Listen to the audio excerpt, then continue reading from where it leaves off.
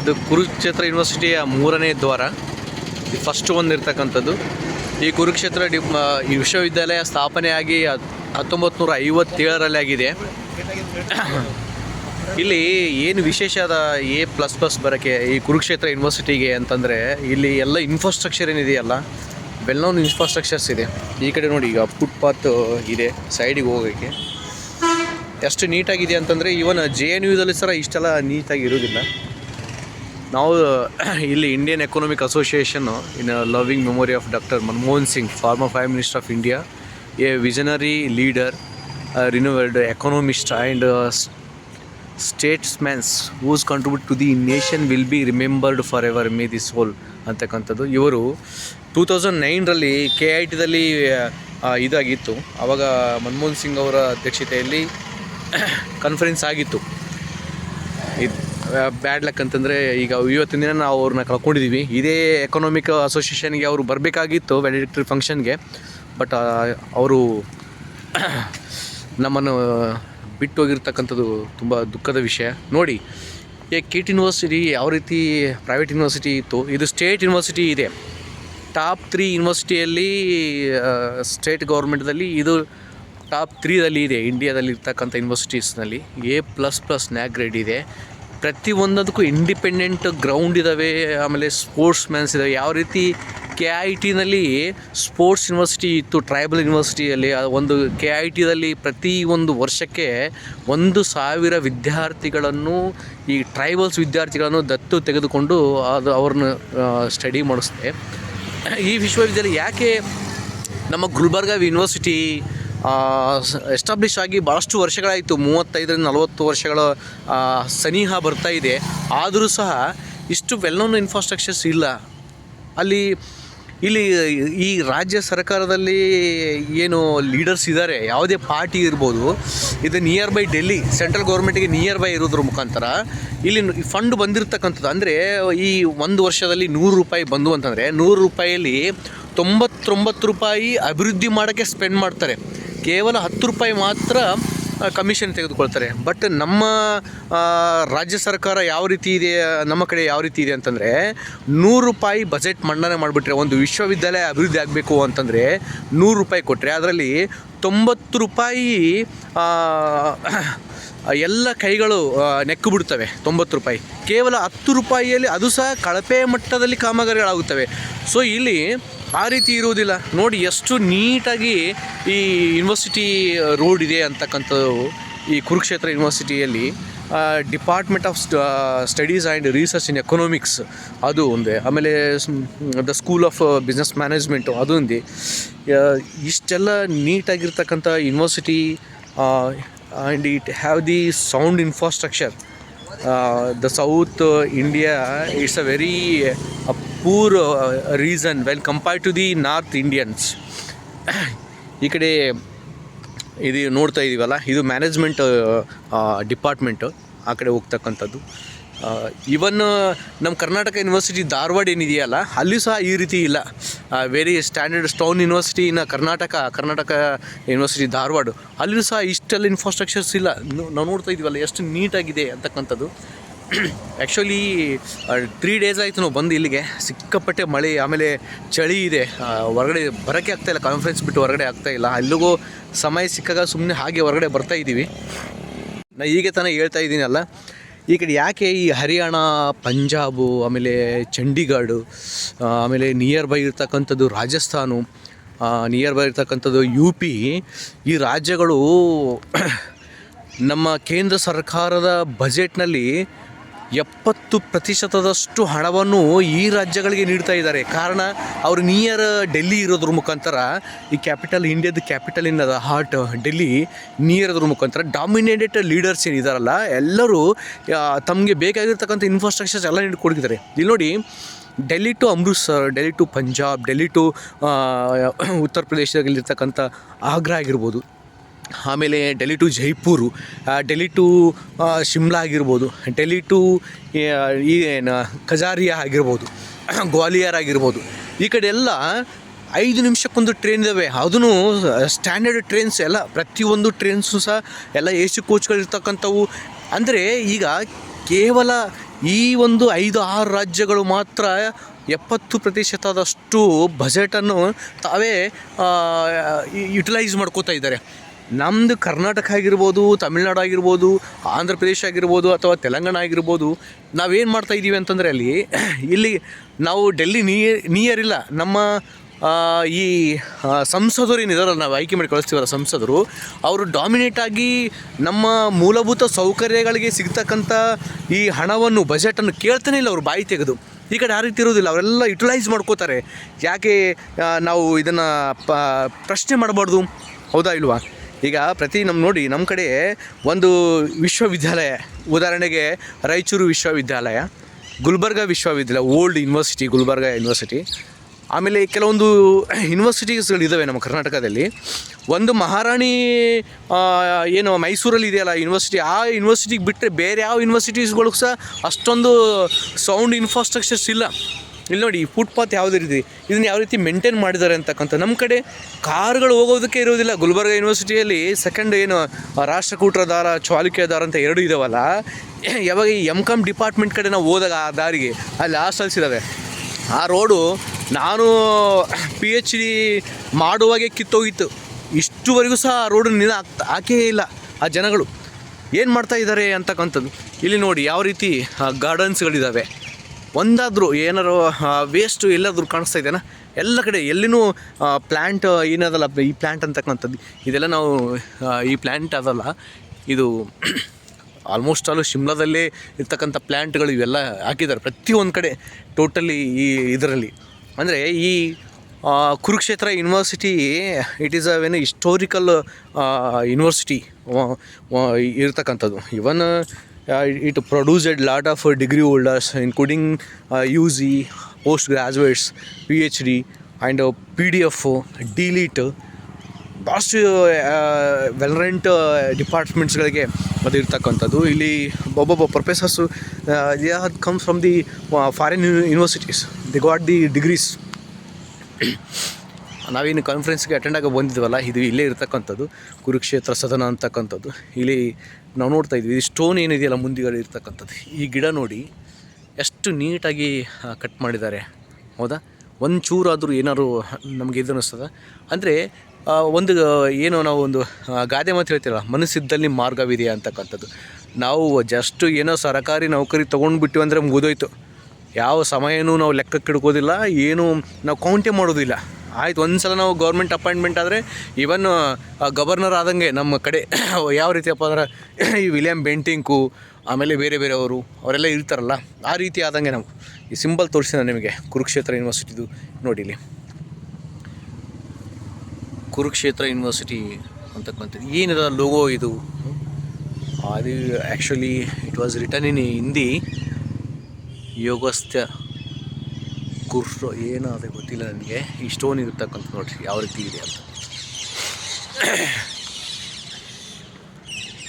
ವಿಶ್ವವಿದ್ಯಾಲಯಗಳ ಅನುದಾನ ಏನು UGC ಇದೆಯಲ್ಲ, ಈ ವಿಶ್ವವಿದ್ಯಾಲಯಗಳ ಅನುದಾನ ಆಯೋಗ, ಯೂನಿವರ್ಸಿಟಿ ಗ್ರ್ಯಾಂಟ್ ಕಮಿಷನ್, ಭಾಳಷ್ಟು ದೂರ ಇರ್ತಕ್ಕಂಥ, ಡೆಲ್ಲಿಲಿಂದ ದೂರ ಇರ್ತಕ್ಕಂಥ ವಿಶ್ವವಿದ್ಯಾಲಯಗಳು ಏನಿದಾವಲ್ಲ, ಅದರಲ್ಲಿ ಸ್ಪೆಷಲಿ ತಮಿಳುನಾಡು, ಕೇರಳ, ಕರ್ನಾಟಕ, ಆಂಧ್ರ ಪ್ರದೇಶ, ತೆಲಂಗಾಣ, ಈ ಪ್ರತ್ಯೇಕವಾಗಿ ದೂರ ಇರ್ತಕ್ಕಂಥ ರಾಜ್ಯಗಳೇನಿದಾವಲ್ಲ, ಆ ರಾಜ್ಯಗಳಿಗೆ ವಿಶೇಷ ಅನುದಾನ ಕೊಟ್ಟು ಪ್ರತಿ ಡಿಪಾರ್ಟ್ಮೆಂಟ್ನಲ್ಲಿ ಒಂದು ರಿಸರ್ಚ್ ಲ್ಯಾಬೊರೇಟರಿನ ಓಪನ್ ಮಾಡಬೇಕು. ಅದು ಯಾವುದೇ, whether it may be scientific or whether it may be theoretical, ಯಾವುದೇ ಇರಲಿ, ಭಾಳಷ್ಟು ಇನ್ಫ್ರಾಸ್ಟ್ರಕ್ಚರ್ಸ್ ಪ್ರೊವೈಡ್ ಮಾಡಬೇಕು. ಎಲ್ಲ ರಿಕ್ರೂಟ್ಮೆಂಟ್ ಮಾಡಿಕೊಂಡಾಗ ಮಾತ್ರ ಒಂದು ವಿಶ್ವವಿದ್ಯಾಲಯ ಅಚ್ಚುಕಟ್ಟಾಗಿ ಅಭಿವೃದ್ಧಿ ಆಗೋಕ್ಕೆ ಸಾಧ್ಯ ಆಗುತ್ತದೆ. ಅಲ್ಲಿರ್ತಕ್ಕಂಥ ಶಿಕ್ಷಣ ಮಟ್ಟ ಹೆಚ್ಚಾಗುತ್ತದೆ ಅಂತಕ್ಕಂಥದ್ದು. ಬರೀ ಒಂದು ಯೂನಿವರ್ಸಿಟಿಯನ್ನ ಸ್ಥಾಪನೆ ಮಾಡ್ಕೊಂಡ್ಬಿಟ್ಟು ಅಲ್ಲಿ ಏನು ಫ್ಯಾಕಲ್ಟಿ ಇರೋದಿಲ್ಲ, ರಿಸರ್ಚ್ ಮಾಡೋಕ್ಕೆ ಇನ್ಸ್ಟ್ರೂಮೆಂಟ್ ಇರೋದಿಲ್ಲ ಅಂತಂದರೆ ಈ ಹೊಸತನ್ನು ಯಾವ ರೀತಿ ನಾವು ಇದು ಮಾಡ್ಕೋತೀವಿ, ಕಡೆಗಣಿಸ್ತಾ ಇದ್ದೀವಿ. ಶಿಕ್ಷಣ ಮಟ್ಟ ಅತ್ಯಂತ ಹಿಂದುಳಿತಾ ಇದೆ, ಅದನ್ನು ಅಭಿವೃದ್ಧಿ ಮಾಡಬೇಕು. ಶಿಕ್ಷಣದಿಂದನೇ ದೇಶದ ಪ್ರಗತಿ ಅಂತಕ್ಕಂಥ ತೋರಿಸ್ಬೇಕು ಅಂತಕ್ಕಂಥದ್ದು ಈ ವಿಡಿಯೋ ಒಂದು ಅರ್ಥ. ಇದು ಪರೀಕ್ಷಾ ಭವನ ನೋಡಿ, ಕುರುಕ್ಷೇತ್ರ ವಿಶ್ವವಿದ್ಯಾಲಯದಲ್ಲಿ.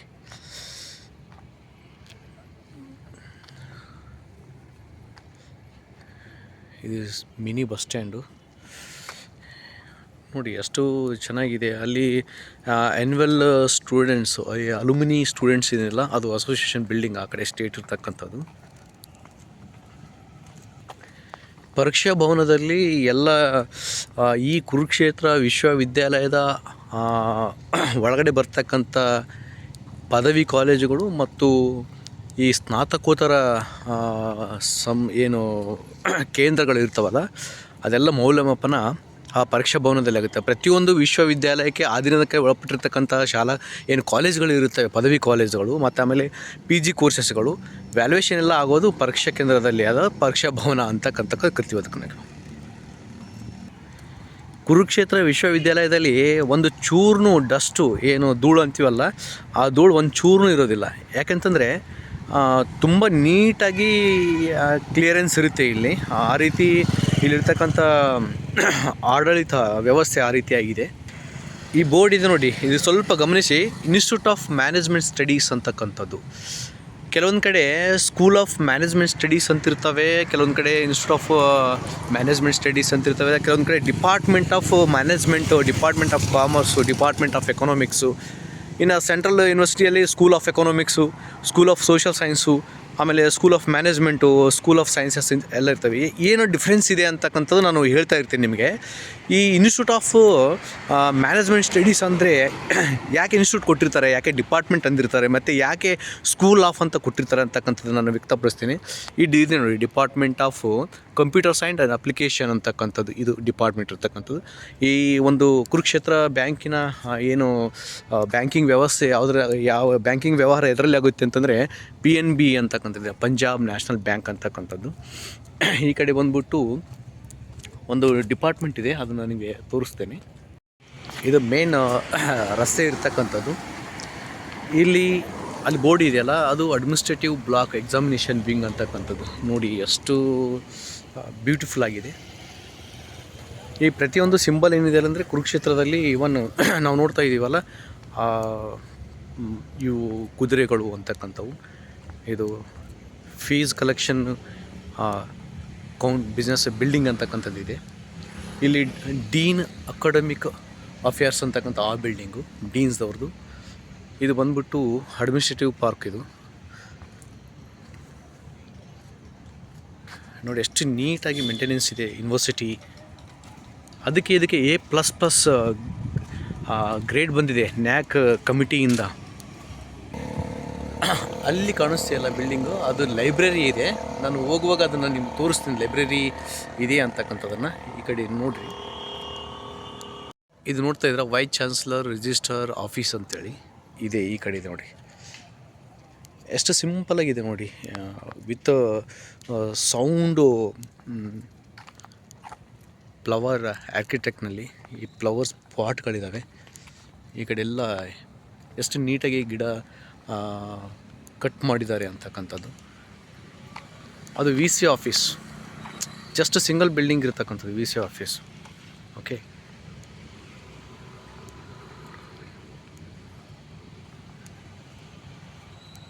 VC ವಿತ್ ರಿಜಿಸ್ಟ್ರ್ ಈ ಕಡೆ ಇರ್ತಾರೆ, ಇಬ್ಬರು ಇಲ್ಲಿ ಇರ್ತಕ್ಕಂಥದ್ದು. ಒಂದು ಯೂನಿವರ್ಸಿಟಿ ಇದು ಫುಲ್ಲು ಗಾರ್ಡನ್ ಇದ್ದಪ್ಲೆ ಮೇಂಟೈನ್ ಮಾಡಿದ್ದಾರೆ. ನಾವು ಕಬ್ಬನ್ ಪಾರ್ಕ್ ಯಾವ ರೀತಿ ಬೆಂಗಳೂರಲ್ಲಿ ನೋಡ್ತೀವಿ, ಅದೇ ರೀತಿ ಒಂದು ವಿಶ್ವವಿದ್ಯಾಲಯದಲ್ಲಿ ಈ ರೀತಿ ಇರ್ತದೆ ಅಂತಂದರೆ ಇಲ್ಲಿ ಸ್ಟೂಡೆಂಟ್ಸ್ಗಳಿಗೆ ಎಷ್ಟು ಮನಸ್ಸು ಬರ್ತದೆ ಸ್ಟಡಿ ಮಾಡೋಕ್ಕೆ ಅಂತಕ್ಕಂಥದ್ದು. ಇಲ್ಲಿರ್ತಕ್ಕಂಥ ಪ್ರತಿಯೊಂದು ವಿದ್ಯಾರ್ಥಿಗಳು IIM ಆ್ಯಂಡ್ IIT ಏನಿದೆಯಲ್ಲ ಖರಗ್ಪುರ್ ಮತ್ತು ಝಾನ್ಸಿಯಲ್ಲಿ, ಆ ಒಂದು ವಿದ್ಯಾರ್ಥಿಗಳಿಗೆ ಸಮವಾಗಿ ಅಧ್ಯಯನ ಮಾಡ್ತಾರೆ ಅಂತಕ್ಕಂಥ ಒಂದು ಎಷ್ಟು ಜನ ಹೇಳ್ತಾ ಇದ್ರು. ಇಲ್ಲಿ students they achieved lot of carrier positions in their own study materials ಅಂತೇಳಿ. ಇಲ್ಲಿ ನೋಡಿ, ಅಲ್ಲಿ VC ಆಫೀಸ್ ಅಲ್ಲಿ ಇದೆಯಲ್ಲ, VC ಆಫೀಸ್ ಮತ್ತು ರಿಜಿಸ್ಟ್ರದು ಆ ಬಿಲ್ಡಿಂಗ್ ಇದೆಯಲ್ಲ, ಅದು ಫ್ಯಾಕಲ್ಟಿ ಲಾಂಗ್ ಅಂತ ಹೇಳಕ್ಕೆ, ಅಂದರೆ ಫ್ಯಾಕಲ್ಟಿ ಅವ್ರದ್ದು ಇರೋಕ್ಕೆ ಕ್ವಾರ್ಟರ್ ಅದು ಯಾವ ರೀತಿ ಇದೆ ನೋಡಿ ಅವರಿಗೆ ಇರೋಕ್ಕೆ ಕ್ವಾರ್ಟರ್ಸ್ ಅಂತಕ್ಕಂಥದ್ದು. ಯೂನಿವರ್ಸಿಟಿಯಲ್ಲಿ ಭಾಳಷ್ಟು ಸೈಕಲ್ ಯೂಸ್ ಮಾಡ್ತಾರೆ, 2 ವೀಲರ್ ಸೈಕಲ್ ಯೂಸ್ ಮಾಡ್ತಾರೆ, ಕೆಲವರು ಬೈಕಲ್ಲಿ ಯೂಸ್ ಮಾಡ್ತಾರೆ.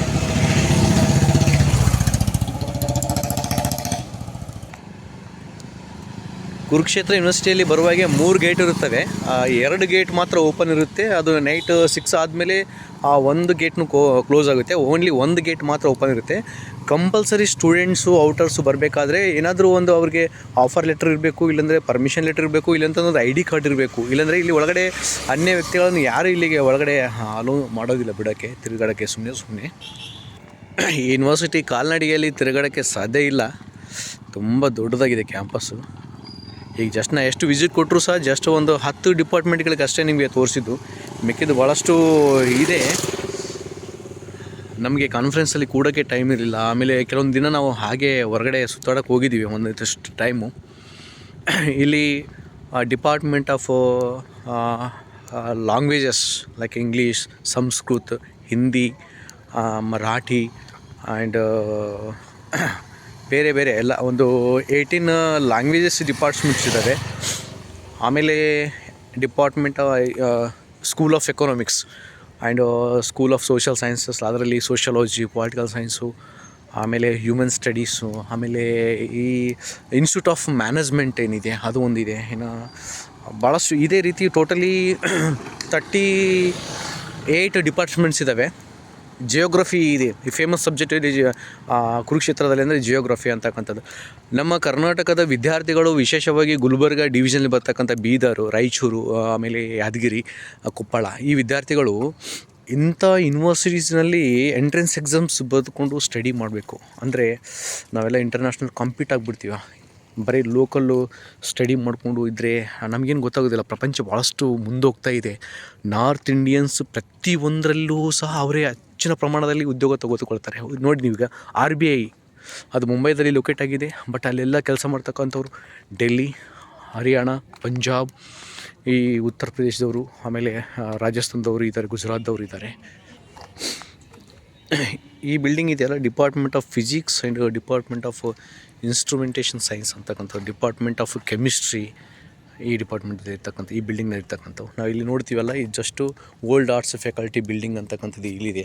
ಈ ಓಲ್ಡ್ ಆರ್ಟ್ಸ್ ಡಿಪಾರ್ಟ್ಮೆಂಟಲ್ಲಿ ಎಷ್ಟು ಇದೆ ಅಂತಂದರೆ totally department of Punjabi, department of Hindi, department of political science, department of library and information science, department of foreign languages, fee section, department of economics, department of history, ಇದು ಇರ್ತಕ್ಕಂಥದ್ದು ಈ ಬಿಲ್ಡಿಂಗ್ನಲ್ಲಿದೆ. ಟೋಟಲಿ ಎಲ್ಲ ಬಿಲ್ಡಿಂಗ್ಸ್ಗೂ ಇದರಲ್ಲಿದೆ. ಪ್ರತಿಯೊಂದು ಡಿಪಾರ್ಟ್ಮೆಂಟ್ ನೋಡ್ತಾ ಇದರಲ್ಲಿ ಎಷ್ಟು ದೊಡ್ಡದಿದೆ ಅಂತಕ್ಕಂಥದ್ದು. ಆಲ್ರೆಡಿ ಲೇಟ್ ಆಗಿದೆ, ನೈಟ್ ಆಗಿದೆ, ವ್ಯೂಸ್ ಚೆನ್ನಾಗಿ ಬರ್ತದೆ ಡೇದಾಗಾದರೆ. ಆಮೇಲೆ ಇವನ್ ಆಲ್ಸೋ ಇಲ್ಲಿ ಫಾಗೇ ಇತ್ತು ಮಾರ್ನಿಂಗ್ಲಿಂದ, ವೀಡಿಯೋ ಮಾಡೋಕ್ಕೆ ಕ್ಯಾಪ್ಚರ್ ಆಗ್ತಿಲ್ಲ ನಾನು. ಹಾಗಾಗಿ 5:30ಗೆ ಹೊರಗಡೆ ಬಂದೆ ನೋಡೋಣ ಅಂತೇಳಿ. ಸ್ವಲ್ಪ ಮಳೆ ಕಡಿಮೆ ಆಗಿತ್ತು, ಆಮೇಲೆ ಫಾಗ್ನು ಸ್ವಲ್ಪ ಕಡಿಮೆ ಆಗಿತ್ತು. ಇಲ್ಲಿ ಡಿಪಾರ್ಟ್ಮೆಂಟ್ ಆಫ್ ಜೂಲಾಜಿ ಇದೆ ಆ ಕಡೆ. ಇದಿಲ್ಲ ಡಿಪಾರ್ಟ್ಮೆಂಟ್ ಆಫ್ ಜೂಲಾಜಿ ಆ್ಯಂಡ್ ಮ್ಯಾಥಮೆಟಿಕ್ಸ್.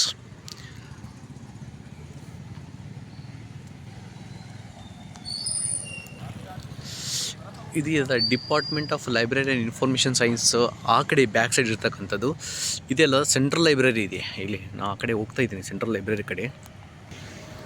ಅದು library and information science department. ಇದು ಸೆಂಟ್ರಲ್ ಲೈಬ್ರರಿ, ಸ್ಟಡಿ ಪರ್ಪಸ್, ಸ್ಟೂಡೆಂಟ್ಗೆ ಸ್ಟಡಿ ಪರ್ಪಸ್ ಆಗಿರ್ತಕ್ಕಂಥದ್ದು. ಇದು ನೋಡಿ ಲೈಬ್ರರಿ ಬಿಲ್ಡಿಂಗ್. ಇದು ಜವಾಹರ್ಲಾಲ್ ನೆಹರು ಪುಸ್ತಕಾಲಯ ಅಂತ ಐತೆ. ಅದು ರಾಮ್ ಪ್ರಸಾದ್ ಬಿಸ್ಮಿಲ್ಲಾ ಗೋಲ್ಡನ್ ಜೂಬ್ಲಿ ಹಿಲ್ಸ್ನಲ್ಲಿ ಕಟ್ಟಿರ್ತಕ್ಕಂಥದ್ದು. ನೋಡಿ ಲೈಬ್ರರಿ ಎಷ್ಟು ಐನಕ್ಸ್ ಇದೆ ಅಲ್ಲ ಗುಲ್ಬರ್ಗದಲ್ಲಿ, ಆ ರೀತಿ ಇದೆ. ಐನಕ್ಸ್ ಸಿಸ್ಟಮ್ಸ್ ಇದೆ ಲೈಬ್ರರಿಲೆಲ್ಲ. ಟೋಟಲಿ ಇದು 4 ಆಫ್ಟರ್ಸ್ ಇದೆ. ಎಲ್ಲ ಒಂದೇ ಸಲ 1000 ಸ್ಟೂಡೆಂಟ್ಸ್ ಕೂತ್ಕೊಂಡು ಸ್ಟಡಿ ಮಾಡೋಷ್ಟು ಕೆಪಾಸಿಟಿ ಈ ಬಿಲ್ಡಿಂಗ್ನಲ್ಲಿದೆ.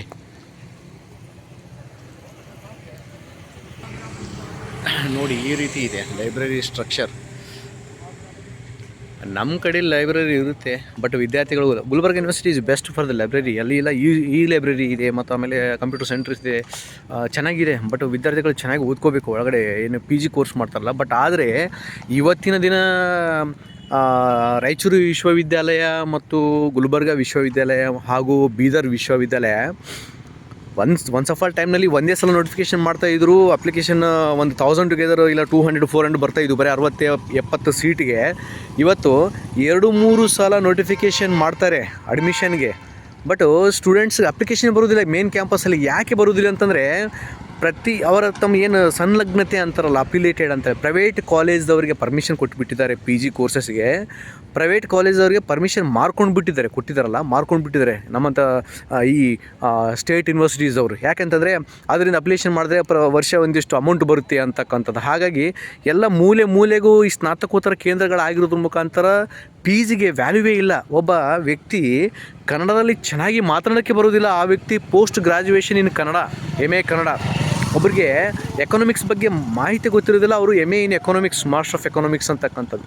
ಒಬ್ಬರಿಗೆ ಪರ್ಫೆಕ್ಟಾಗಿ ಇತಿಹಾಸನೇ ಗೊತ್ತಿರೋದಿಲ್ಲ ಹುಡುಗರಿಗೆ, ಡೆಫಿನೇಷನು ವಾಟ್ ಈಸ್ ಹಿಸ್ಟ್ರಿ ಅಂತಕ್ಕಂಥದ್ದು ಗೊತ್ತಿರೋದಿಲ್ಲ. ಅಂಥ ವಿದ್ಯಾರ್ಥಿಗಳು MA ಇನ್ ಹಿಸ್ಟ್ರಿ ಅಂದರೆ ಈ ಪ್ರೈವೇಟ್ ಕಾಲೇಜ್ಗಳು ಸರ್ಟಿಫಿಕೇಟ್ಗಳನ್ನು ಮಾರುಕಟ್ಟೆಯಲ್ಲಿ ಯಾವ ರೀತಿ ಮಾರ್ತಾ ಇದ್ದೇವೆ ಅಂತಕ್ಕಂಥದ್ದು. ಯಾಕಂದರೆ ಅಲ್ಲಿ ಫ್ಯಾಕಲ್ಟಿನೇ ಇರುವುದಿಲ್ಲ. ಪೋಸ್ಟ್ ಗ್ರ್ಯಾಜುಯೇಷನ್ ಡಿಪಾರ್ಟ್ಮೆಂಟ್ ಇರುತ್ತೆ, ಬಟ್ ಫ್ಯಾಕಲ್ಟಿನೇ ಇರುವುದಿಲ್ಲ. ಆಮೇಲೆ ಒಂದೇ ರೂಮ್ನಲ್ಲಿ ಒಂದು ಬಿಲ್ಡಿಂಗ್, ಒಂದು ಕಾಂಪ್ಲೆಕ್ಸ್ನಲ್ಲಿ ಈ ಒಂದು PG ಕೋರ್ಸಸ್ ರನ್ ಮಾಡ್ತಾ ಇದ್ದಾರೆ. ಬಟ್ ಇಲ್ಲಿ ನೋಡಿ ಸ್ಟ್ಯಾಂಡರ್ಟಿ ಹೆಂಗದ, ಪ್ರತಿ ರೈಲ್ವೆ ಡಿಪಾರ್ಟ್ಮೆಂಟ್ನಲ್ಲಿ ಹೈ ಪೋಸ್ಟ್ ಆಗಿರ್ತಕ್ಕಂಥವರೆಲ್ಲ ನಾರ್ತದವ್ರೆ, ಪ್ರತಿ ಬ್ಯಾಂಕ್ನಲ್ಲಿ ಹೈ ಪೋಸ್ಟ್ ಇರ್ತಕ್ಕಂಥವರೆಲ್ಲ ನಾರ್ತದವ್ರೆ, ಪ್ರತಿ ಶಿಪ್ ಯಾರ್ಡ್ದಲ್ಲಿ, ಆಮೇಲೆ ನೇವಿದಲ್ಲಿ, ಆಮೇಲೆ ಮಿಲಿಟ್ರಿ ಆರ್ಮಿದಲ್ಲಿ, ಮತ್ತು ಈ ಒಂದು ಪ್ಲ್ಯಾನಿಂಗ್ ಕಮಿಷನ್ ಆಗಿರ್ಬೋದು, ನೀತಿ ಆಗಿರ್ಬೋದು, ಇಲ್ಲಂತಂದರೆ ಈ ಫಿನಾನ್ಷಿಯಲ್ ಕಮಿಷನ್ ಆಗಿರ್ಬೋದು, ಮತ್ತು ಬೇರೆ ಈ ಸೋಷಿಯಲ್ ವೆಲ್ಫೇರ್ಸು, ಇಂಟರ್ನಲ್ ಅಫೇರ್ಸು, ಪ್ರತಿಯೊಂದು ಆಫೀಸ್ನಲ್ಲಿ north side especially Punjab, Haryana, Delhi, Chandigarh, ಆಮೇಲೆ ಜಮ್ಮು ಆ್ಯಂಡ್ ಕಾಶ್ಮೀರು, ಆಮೇಲೆ ರಾಜಸ್ಥಾನ, ಗುಜರಾತೀಸು, ಉತ್ತರ ಪ್ರದೇಶ, ಈ ಜನನೇ ಹೈಯೆಸ್ಟ್ ಕೀ ಪೋಸ್ಟ್ನಲ್ಲಿದ್ದಾರೆ ನಮ್ಮ ದೇಶದಲ್ಲಿ. ಅಂದರೆ ನಮ್ಮ ದೇಶದ ಎಲ್ಲ ವಿಭಾಗಗಳ ಹೈಯೆಸ್ಟ್ ವಿಭಾಗಗಳಲ್ಲಿ ಈ ವಿದ್ಯಾರ್ಥಿಗಳು ಯಾರಿದ್ದಾರೆ ಅಂತಂದರೆ JNU, Kurukshetra university, kit university, ಇಲ್ಲ ಈ IIT Jhansi, IIT Rourkela, IIT Mumbai, okay, ಇಂಥ ಒಂದು IITದಲ್ಲಿ ಸ್ಟಡಿ ಮಾಡ್ತಕ್ಕಂಥವ್ರು ಇದ್ದಾರೆ. ನಾವು ಯಾಕೆ, ನಮಗೇನು ಬೇಕಾಗ್ತಾಯಿಲ್ಲ, ಜಸ್ಟು ನಮಗೆ ಸರ್ಟಿಫಿಕೇಟ್ ಅರ್ನ್ ಮಾಡ್ತಾಯಿದ್ದೀವಿ.